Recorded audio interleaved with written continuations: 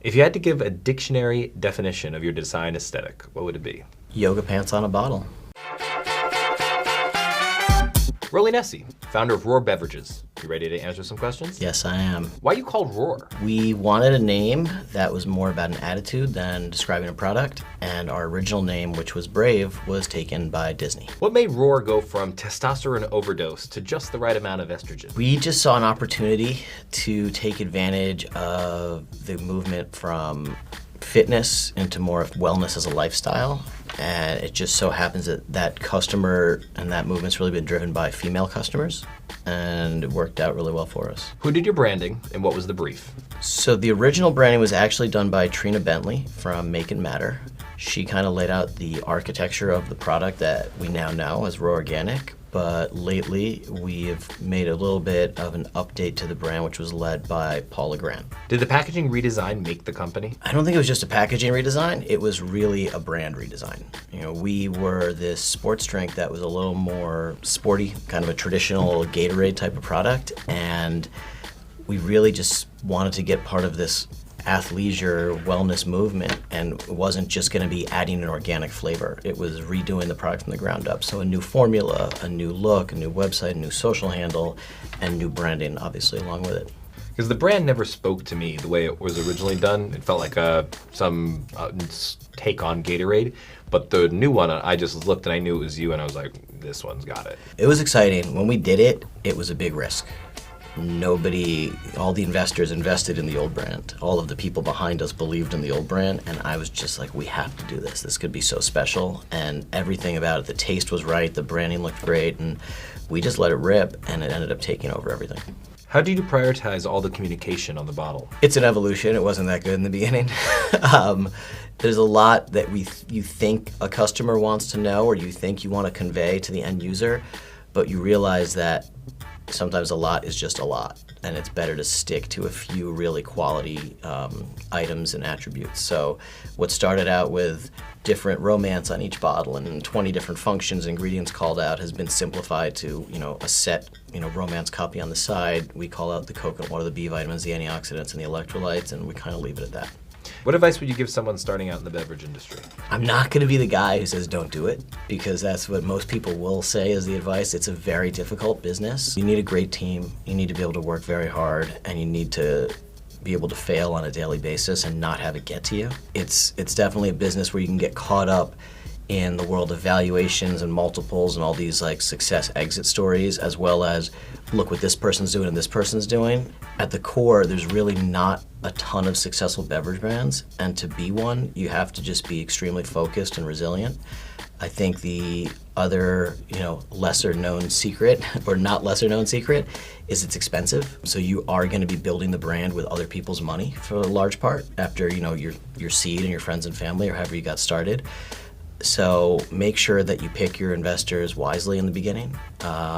Have a clear understanding of what your goals are, short-term and long-term, what you believe the size of the prize is versus what they're looking for on a return on investment. So you have a happy partnership from the beginning, because you don't want your success to be derailed by, internal back-of-house struggles. Is it weird being a male founder running a brand targeting millennial women? Yes. How is this phase now different from the very beginning? It's not just me and Andrew driving a truck around delivering cases. It's so much different. I've never really had a real job per se, the way most people would. I haven't worked at a big company. So to now have an operations team and a finance team and a marketing team and investors, it's definitely different. You have to learn your role, and I'm still adjusting to that. Do you work with influencers, and if so, how? Originally, we would just cold call and pay them to plug the product, but now we've got like a really good organic influencer base that we only want people that actually will use the product. We don't want to be part of the 10th product they have for that day. So we'd rather invest in a smaller amount of really high engagement.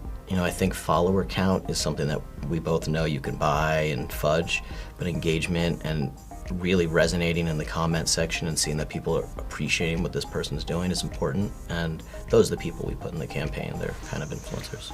Organic's kind of key to the whole thing, right? You're called Roar Organic, so I feel like it's We can't say organic enough. How's the marketplace changed since you launched? So much. When I launched, If you look at the products that were hot versus what's hot right now, it's night and day. I think there's been a much bigger shift to direct-to-consumer brands in all spaces of CPG. The influence of social media now versus 3.5, 4 years ago is exponentially different. And at the same time, the customer, it's fully millennial time now.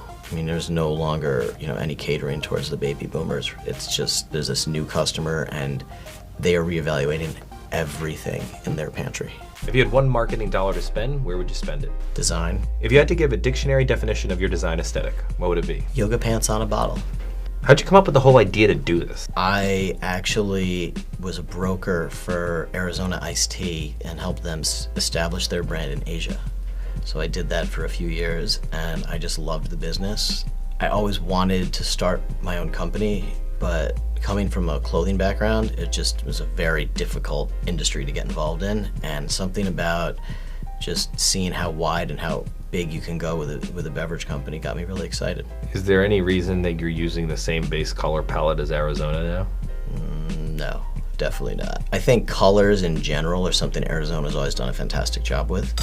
And I think that when you get away from the traditional colors, all you're left with are the fun ones. And it's, you look at brands like us and Siete chips and even the GT's kombuchas of the world, like we're all going bright and bold with our colors. How do you make sure you're not dude-splaining women stuff and it really feels like it comes from a woman? I usually don't do the interviews.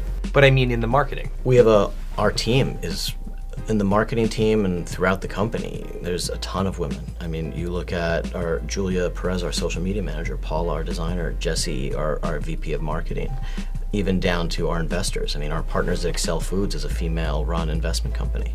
So we surround ourselves with the customers that seem to love the product and resonate to it early. They happen to be women. But we definitely want an authentic voice on everything. I'm not writing the Instagram comments or the copy for anything. I find that when I'm doing work for people, I definitely draft women to write for women and men to write for men because they understand their voice well. And so it's how do you make sure that you're staying where you need to stay? Well, our CMO has a background in female-focused brands. I mean, if you look at the start with Smart Water, Vitamin Water, into Pirate's Booty, into Core Water, these were all really strong, progressive, female-driven beverage companies. And he acts as the aggregator when it comes to the voice that we write with. So he's got a great team and looks to bring in the right talent for the job. But I think our structure as it is now is perfectly suited for the direction we're going. What account is like oh my God, we got this account? Well, that's funny because it's not always your biggest volume account that's going to be the account that gets me the most excited. It's really kind of your most brand building influencer account. So like on the large scale, Costco, Kroger, Wegmans, those are amazing, amazing national accounts. The first account we ever got for Raw Organic was Facebook's office in New York City. And it did fantastic. And that was really important to me because everything was free there. So it wasn't like, oh, well, you're 99 cents and this guy's $5. Every product was free. So it started to do very well on Facebook, and now we're in Google and Facebook and Chopped, and those are the places that really get me excited because that's our customer. Do you think you're on the map now? I think we are.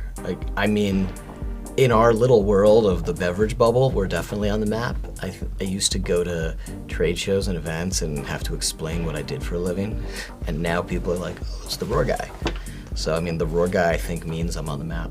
Roly Nesi, founder of Roar, thanks so much for being here. Thanks for having me. I'm Ian Wishingrad, and we'll see you next time on I'm With the Brand.